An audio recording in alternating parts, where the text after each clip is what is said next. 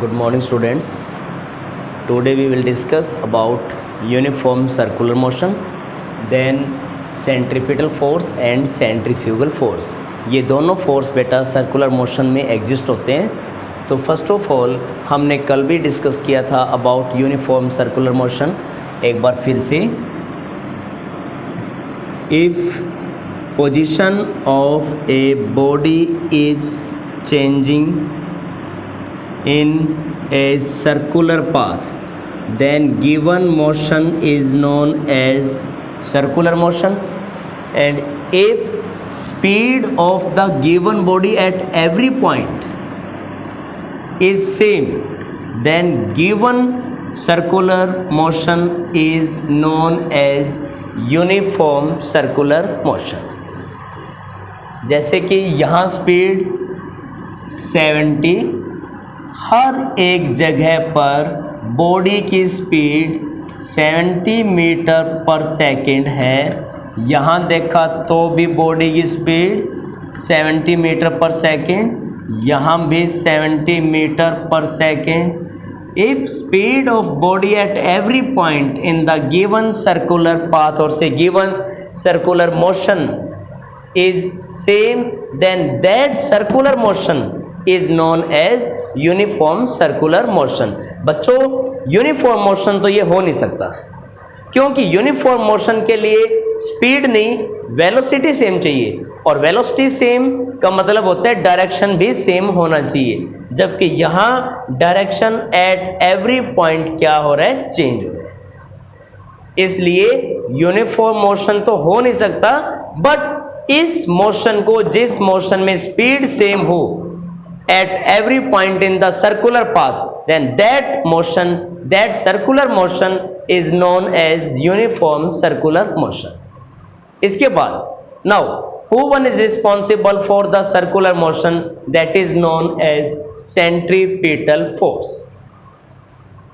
जिस फोर्स की वजह से सर्कुलर मोशन मेंटेन होता है, शुरू होता है, उस फोर्स को हम क्या कहते हैं, सेंट्रीपिटल फोर्स कहते हैं। जैसे कि बेटा हमने एक रस्सी ली, रस्सी के एक एंड पे पत्थर को बांध दिया, दूसरे एंड को हमने पकड़ा, अब हम उसको ऐसे घुमा रहे हैं, तो पत्थर कौन से मोशन में आ गया, सर्कुलर मोशन में। पत्थर सर्कुलर मोशन में आया, तो पत्थर पे कौन सा फोर्स लगा है, पत्थर पे सेंट्रीपिटल फोर्स लगा है। और एक बात और बोलता हूं इस फोर्स की मैं, कि this force is directed toward the centre, जो मैं 2 मिनट के बाद प्रूफ करूंगा। So what is centripetal force? It is that force which is responsible for the circular motion, or the force which would like to bring the body into circular motion, or say that would like to move the given body in circular path, then given force is known as centripetal force. जो force body को circular path में दौड़ाएगा, move कराएगा, उस force को बच्चों हम क्या कहते हैं, सेंट्रीपिटल फोर्स कहते हैं। अब देखिएगा अगला पॉइंट क्या बोल रहा हूं मैं, कि और ये मैं प्रूफ करूंगा कि centripetal force that is directed toward the centre, ये force directed toward the centre. अब इसका दुश्मन बैठा है नीचे, सेंट्रीफ्यूगल फोर्स। कैसे मैंने इसको दुश्मन बोला, जरा सुनो।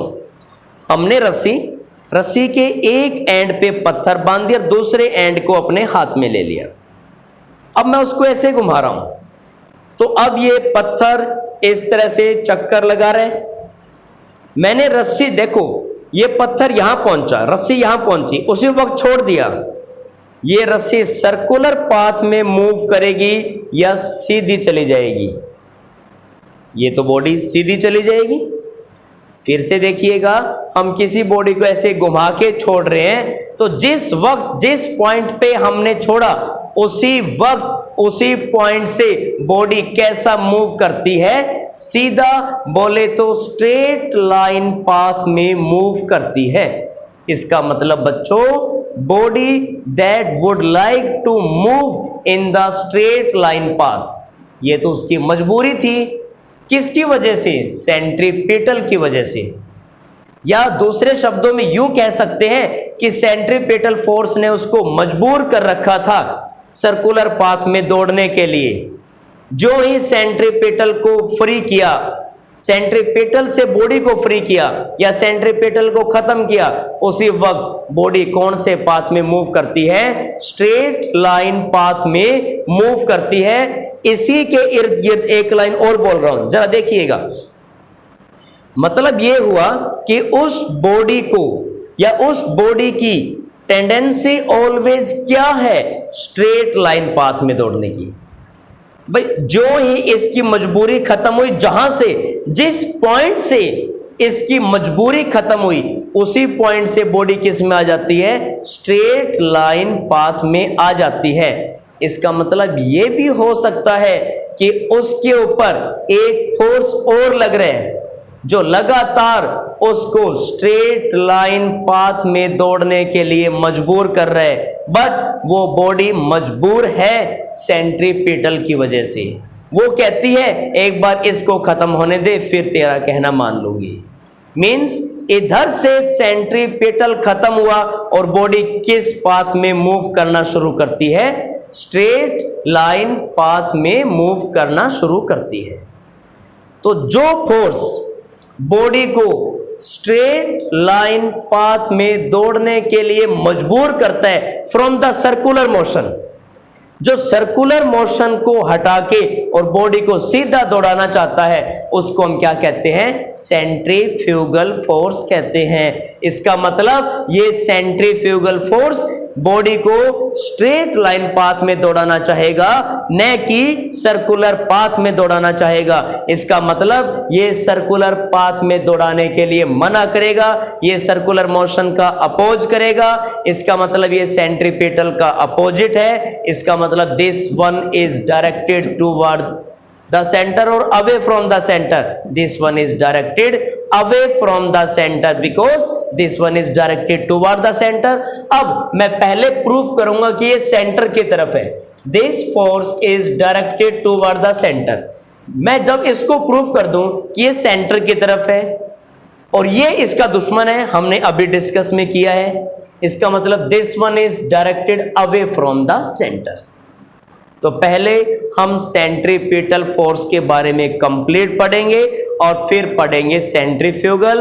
और वैसे सेंट्रीफ्यूगल बॉडी पे लगा हुआ है, बस वो मौके के ताक में है। जो ही सेंट्रीपिटल ने ढील दी, वो बॉडी को सीधा दौड़ाएगा।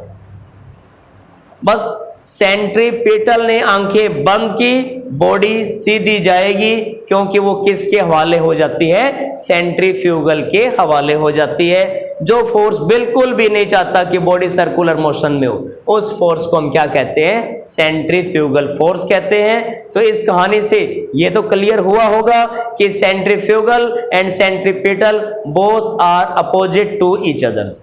अब यदि सेंट्रीपिटल सेंटर की तरफ है तो सेंट्रीफ्यूगल सेंटर से अवे है। तो पहले हम प्रूफ करेंगे कि centripetal that is directed toward the centre.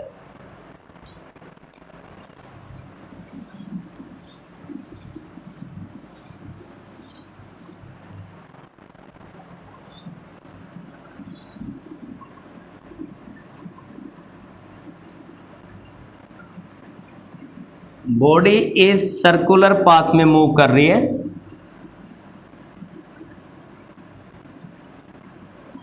ये इसका सेंट्रल पॉइंट है और पहले मान लो बॉडी इस पॉइंट पे है, तो इस पॉइंट पे वो बॉडी मूव कर रही है, उसका डायरेक्शन ऑफ मोशन तो इस पॉइंट पे होगा, इस डायरेक्शन में। मतलब यदि मैं उस बॉडी को छोड़ देता हूं इस पॉइंट पे, then given body move straight, means this one is what? Velocity vector of the given particle और given body at point A. जब वो बॉडी बी पॉइंट पे आएगी, उस वक्त सेंस ऑफ